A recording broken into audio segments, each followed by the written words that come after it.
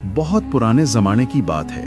एक पुरसकून वादी में याकूब नाम का एक शख्स रहता था जो कपड़े का ताजिर था। अल्लाह ताला ने याकूब को बेशुमार दौलत अता की थी, मगर उसके दिल में हमेशा गरीबों के लिए नरमी और रहम का जज्बा रहा। वो रोजाना अपनी आमदनी का एक बड़ा हिस्सा जरूर किसी न किसी मोहताज को दे देता। उसकी सखावत की शोहरत जल्द ही दूर दूर तक फैल गई, यहाँ तक कि आसपास के देहात से भी लोग उसके दरवाजे पर आकर खड़े हो जाते, उसकी वापसी का इंतजार करते ताकि वो उनकी मदद करे। याकूब की बीवी सुलमा इस आदत से खुश नहीं थी। वो अक्सर कहती, ये दौलत यूं ही खर्च करते रहे तो एक दिन खुद हम मोहताज बन जाएंगे। अपने ही गांव के गरीबों तक मदद महदूद रखो। याकूब मुस्कुरा कर कहता, मैं डरता हूं कि मेरा रब मुझसे ये ना पूछे कि मैंने उसकी अता करदा दौलत से गरीबों का ख्याल क्यों ना रखा। दिन गुजरते गए, याकूब की सखावत बढ़ती गई। वो जितना कमाता उससे कहीं ज्यादा खर्च कर देता। बिलाखिर वो दिन आया जब उसकी सारी पूंजी खत्म हो गई, दुकान बंद हो गई और घर में फाकों का सामना होने लगा। सलमा ने गुस्से से कहा, मैंने कहा था ना, अब देखो हम भी उन लोगों की तरह हो गए हैं जिन पर तुम तरस खाया करते थे। याकूब ने खामोशी से आसमान की तरफ हाथ उठाए और कहा, ए अल्लाह, तूने मुझे दिया और मैंने तेरी राह में खर्च किया। अब जब कुछ नहीं रहा तो मुझे सब्र और हिदायत अता फरमा। चंद दिन बाद उसने रोजी के लिए एक किसान के यहाँ बकरियां चराने का काम शुरू कर दिया। वो अब भी शुक्रगुजार था, उसकी जुबान से कभी शिकवा ना निकला। दूसरी तरफ सलमा की तलखी बढ़ती गई। वो अक्सर तंज करती, अब हम भी फकीर बन गए हैं याकूब। याकूब नरमी से कहता, हम अब भी मालदार हैं सलमा, हमारे पास ईमान और सेहत है जो दुनिया की हर दौलत से कीमती है। एक शाम जब सूरज पहाड़ों के पीछे डूब रहा था और आसमान नारंगी रोशनी में नहा गया था, याकूब अपनी बकरियों के साथ एक पहाड़ी पर बैठा था।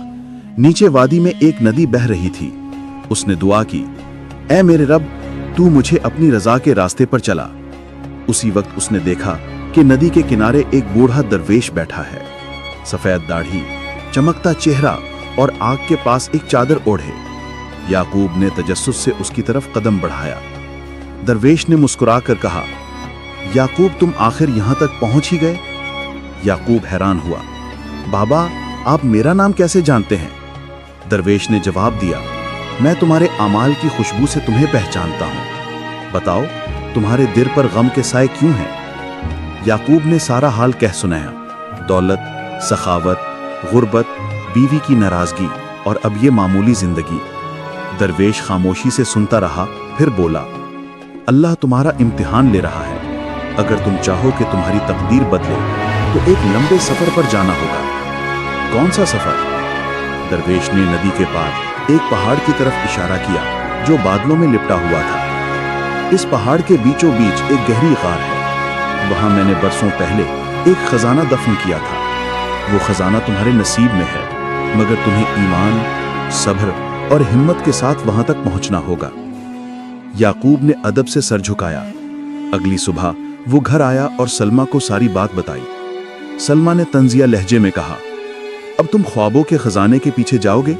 हमारे पास खाने को कुछ नहीं और तुम अफसाने सुनने लगे हो। याकूब ने नरमी से कहा, यह मेरी आखिरी कोशिश है सलमा।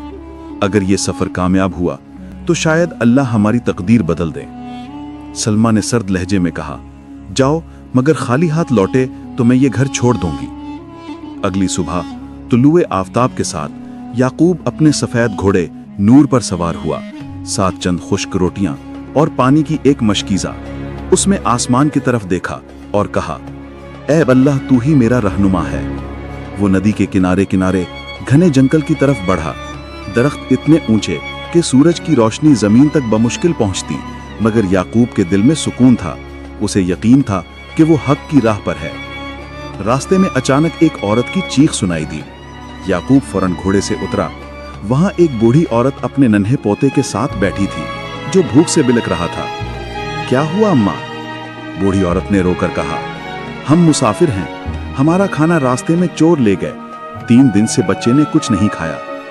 याकूब ने अपने थैले में देखा, सिर्फ 2 रोटियां और थोड़ा सा पानी बचा था। दिल ने लम्हे भर को कहा, अगर दे दिया तो तुम खुद भूखे मर जाओगे।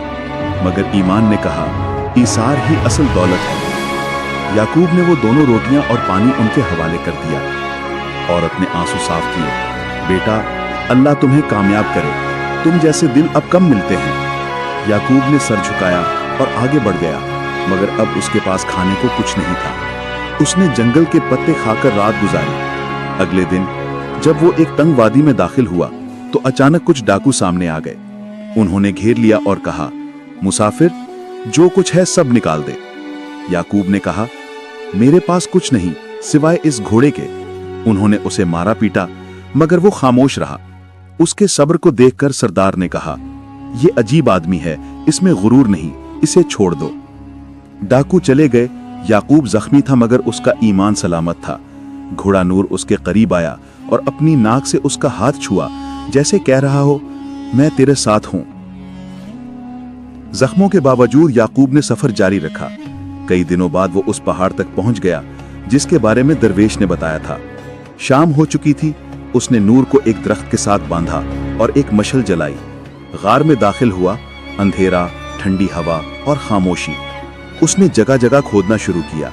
1 घंटा, 2 घंटा, 3 घंटा, मगर कुछ न मिला।